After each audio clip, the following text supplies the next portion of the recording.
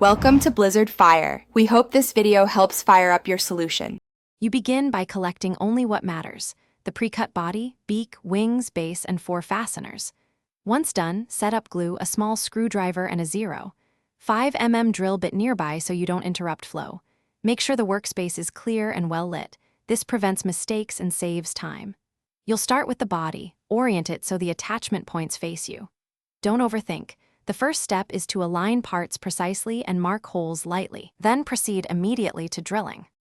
You now move to the complex middle, drilling alignment holes and test fitting every component. Drill shallow pilot holes, then dry fit the beak and wings so you can confirm symmetry. This prevents rework. Once satisfied, apply thin glue beads to joint surfaces. Too much causes squeeze out. Clamp each joint and let it rest for about 5 to 7 minutes while you prepare the next piece. After partial cure, tighten fasteners evenly so the structure stays square. Check alignment continuously as you progress.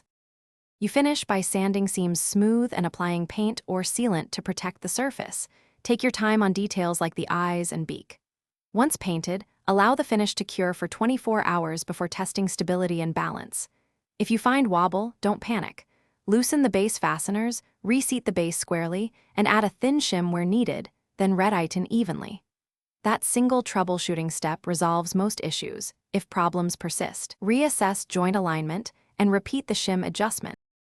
Thanks for watching. If you found this helpful, don't forget to like and subscribe.